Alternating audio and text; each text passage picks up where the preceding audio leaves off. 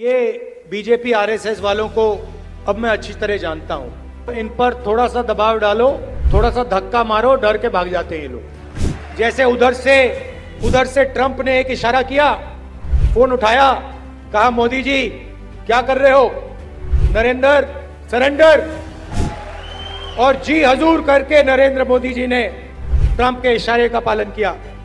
आपको एक समय याद होगा जब फोन कॉल नहीं आया था, 7th फ्लीट आई थी, 71 की लड़ाई में 7th फ्लीट आई थी, हथियार आए थे, एयरक्राफ्ट कैरियर आया था। इंदिरा गांधी जी ने कहा मुझे कुछ जो करना है मैं करूंगी।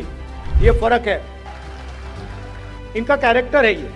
ये सारे के सारे ऐसे हैं। आजादी के समय से सरेंडर वाली चिट्ठी लिखने की आदत है। हिंदी में कहावत होती है, नया मुल्ला प्याज ज्यादा खाता है, मगर यहां गैर मुल्ला इस कदर प्याज खाने में लगा हुआ है कि उसे लग ही नहीं रहा है कि यह देश के स्वाभिमान और सेना के शौर्य और सेना का कितना भीषण अपमान कर रहा है। तो मैं पूछना चाहता हूं, आपने सरेंडर शब्द यूज करके सेना का अपमान किया है या नहीं? सकता है। इसलिए जो ये कहता है कि नरेंद्र मोदी को सरेंडर करने की बात कहना मतलब भारत को सरेंडर करना, वो आंख और कान खोलकर सुन ले और देख ले।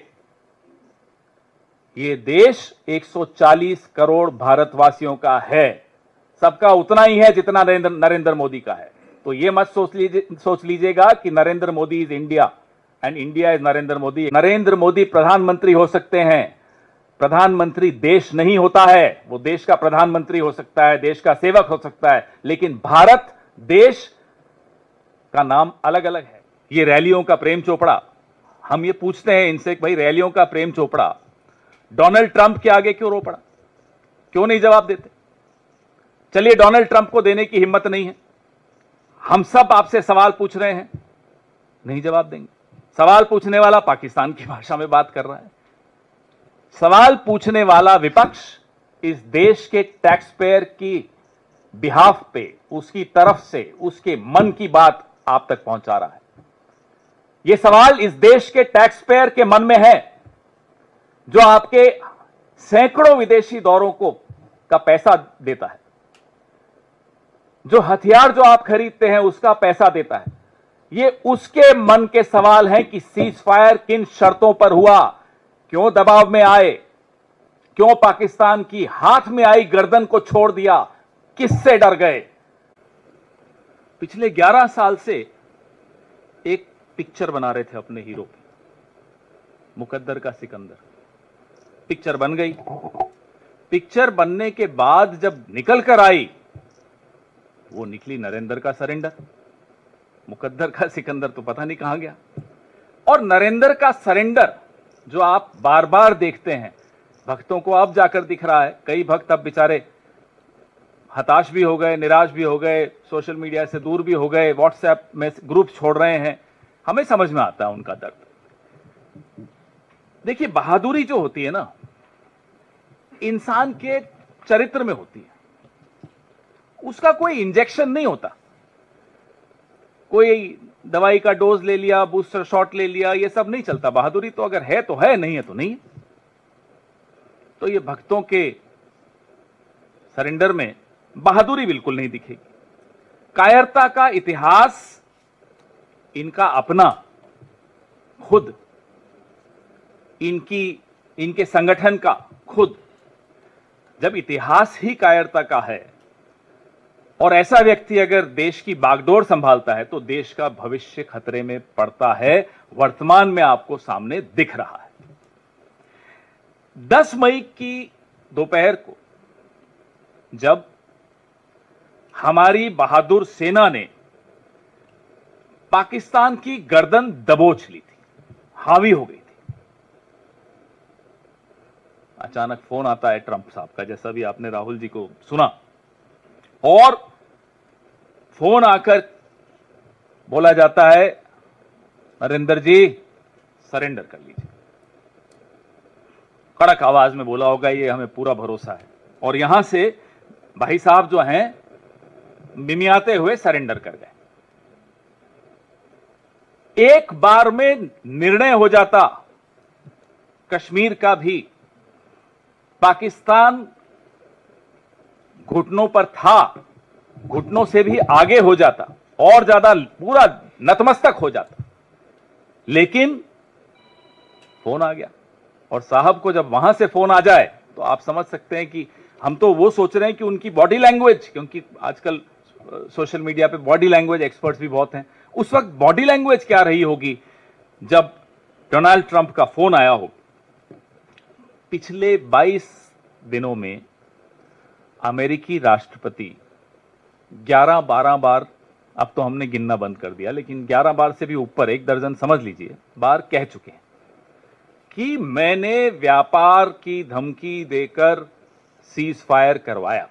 ये नहीं बोला उन्होंने कि मैंने प्यार से बोला, प्यार की भाषा इस्तेमाल की, व्यापार की भाषा इस्तेमाल की। मोदी जी का किसी ने अगर जवाब सुना हो तो बता दीजिए। कहीं कहीं आपने, आजकल तो बड़ा रोड शो कर रहे हैं अपनी नसें दिखाते हुए, सिंदूर सिंदूर सिंदूर, कहीं आपको दिखा हो नरेंद्र मोदी ने कहीं जवाब दिया हो डोनाल्ड ट्रंप को, आंख उठाकर? नहीं सुनाई देगा आपको। क्यों? क्योंकि नाम नरेंद्र, काम सरेंडर। ये हकीकत है इस व्यक्ति की जो पिछले 11 साल से इस देश की बागडोर संभाले हुए। अब विदेश नीति, सरेंडर नीति। देश के अंदर सारी नीतियां ट्रोल्स चलाते हैं और देश के बाहर की जो नीतियां सरकार में जो बनाई जा रही हैं वो एक व्यक्ति जो सरेंडर करके बैठा है वो चलाता है। बांग्लादेश पड़ोस में है, भारत की सीमा से 12 किलोमीटर दूर बांग्लादेश में एक पुराना खंडहर एयरबेस, अब उसको चीन अपग्रेड कर रहा है, मॉडर्नाइज कर रहा है, उसका रिपेयर कर रहा है, भारत की सीमा से 12 किलोमीटर दूर।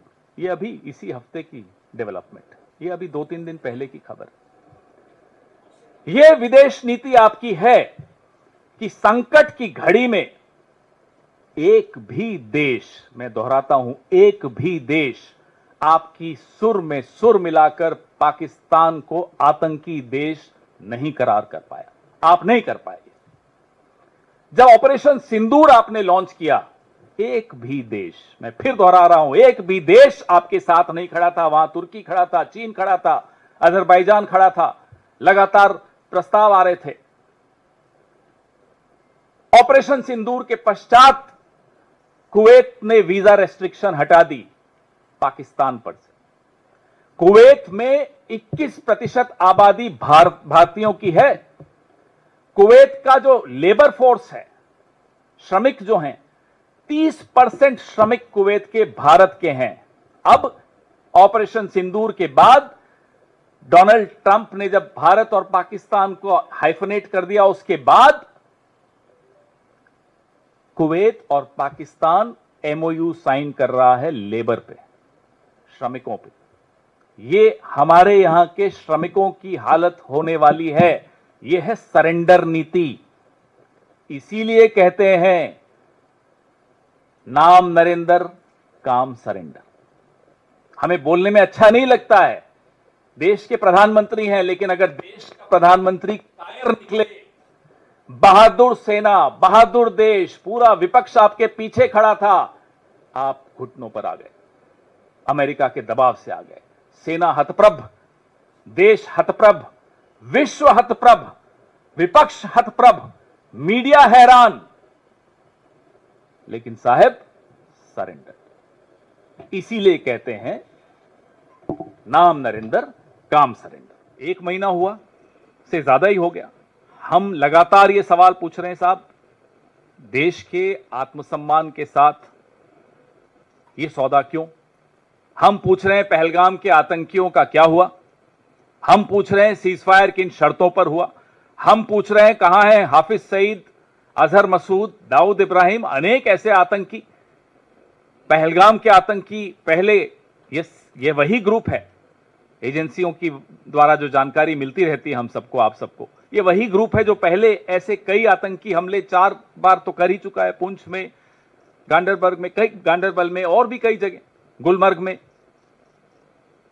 तो उस समूह का क्या हुआ, आतंकी समूह का? आपने सीजफायर तो बड़े दौड़ दौड़ कर दिया, ये जो महीने भर से जवाब की जगह, माफ कीजिएगा, सस्ते डायलॉग मिल रहे हैं, ये रैलियों का प्रेम चोपड़ा, हम ये पूछते हैं इनसे कि भाई रैलियों का प्रेम चोपड़ा डोनाल्ड ट्रंप के आगे क्यों रो पड़ा, क्यों नहीं जवाब देते? चलिए, डोनाल्ड ट्रंप को देने की हिम्मत नहीं है, हम सब आपसे सवाल पूछ रहे हैं, नहीं जवाब देंगे। सवाल पूछने वाला पाकिस्तान की भाषा में बात कर रहा है, सवाल पूछने वाला विपक्ष इस देश के टैक्स पेयर की बिहाफ पे, उसकी तरफ से, उसके मन की बात आप तक पहुंचा रहा है। यह सवाल इस देश के टैक्स पेयर के मन में है, जो आपके सैकड़ों विदेशी दौरों का पैसा देता है, जो हथियार जो आप खरीदते हैं उसका पैसा देता है। ये उसके मन के सवाल हैं कि सीज फायर किन शर्तों पर हुआ, क्यों दबाव में आए, क्यों पाकिस्तान की हाथ में आई गर्दन को छोड़ दिया, किससे डर गए। और नरेंद्र मोदी प्रधानमंत्री हो सकते हैं, प्रधानमंत्री देश नहीं होता है, वो देश का प्रधानमंत्री हो सकता है, देश का सेवक हो सकता है, लेकिन भारत देश का नाम अलग अलग है। जम्बू द्वीप भी है, हिंदुस्तान भी है, भारत भी है, इंडिया भी है, आर्यवर्त भी है, नरेंद्र मोदी नहीं है और न कभी हो सकता। कहता है कि नरेंद्र मोदी को सरेंडर करने की बात कहना मतलब भारत को सरेंडर करना, वो आंख और कान खोलकर सुन ले और देख ले। ये देश 140 करोड़ भारतवासियों का है, सबका उतना ही है जितना नरेंद्र मोदी का है। तो ये मत सोच लीजिएगा कि Narendra Modi is India and India is Narendra Modi, ये गलत है।